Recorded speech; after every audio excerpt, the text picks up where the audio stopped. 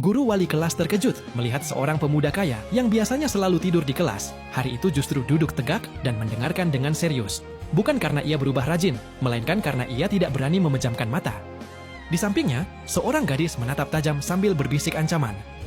"Kalau tidur lagi, aku akan menggok-gokmu." Di tengah kelas yang penuh, perhatian gadis itu hanya tertuju padanya.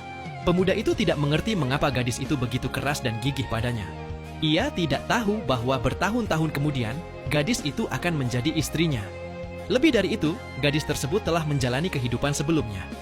Di kehidupan lampau, gadis itu pernah salah mempercayai saudara angkat pemuda itu. Ia membantu saudara angkat tersebut merebut warisan keluarga, hingga akhirnya dirinya sendiri diusir tanpa belas kasihan. Saat semua orang menjauhinya, hanya pemuda itu yang terus melindunginya. Namun pada akhirnya, saudara angkat itu tetap menjebak mereka berdua hingga wafa'anna. Saat membuka mata kembali, gadis itu sadar bahwa ia telah terlahir kembali. Kali ini, ia bersumpah tidak akan mengulang kesalahan yang sama. Ia akan melindungi pemuda itu dan membantunya merebut kembali semua yang menjadi haknya. Suatu hari, saudara angkat itu memintanya berbicara secara pribadi. Begitu melihat wajahnya, ingatan tentang kematian di kehidupan sebelumnya langsung muncul. Saudara angkat itu menyalahkannya karena tidak menjawab telepon, tidak lagi membimbingnya, dan membuatnya gagal meraih medali emas lomba bahasa Inggris. Gadis itu tersenyum sinis. Ia mengatakan tidak akan mengikuti lomba tersebut dan tidak akan pernah mengajarinya lagi. Saudara angkat itu mengklaim bahwa dialah yang pernah menyelamatkan gadis itu di masa lalu.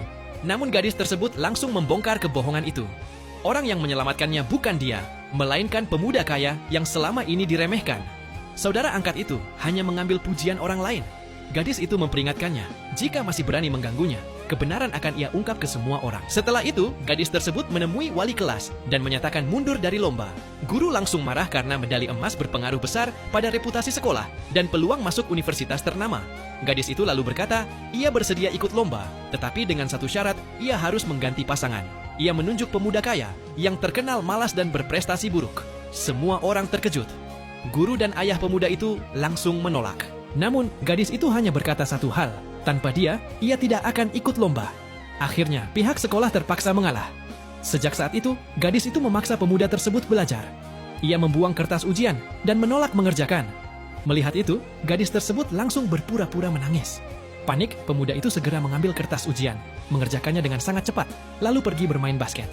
Teman-teman mengira jawabannya asal-asalan, tetapi gadis itu memeriksa dan mendapati semua jawabannya benar. Tidak ada yang tahu, pemuda itu sebenarnya sangat pandai. Ia hanya sengaja menyembunyikannya. Hari lomba pun tiba. Pemuda itu belum juga muncul. Gadis itu menjadi bahan ejekan. Pembawa acara memperingatkan bahwa jika pasangannya tidak naik ke panggung, ia akan didiskualifikasi. Para peserta lain tertawa meremehkan. Tiba-tiba, pintu aula didorong terbuka dengan keras. Pemuda itu masuk sambil berkata lantang, "Siapa bilang aku tidak datang?"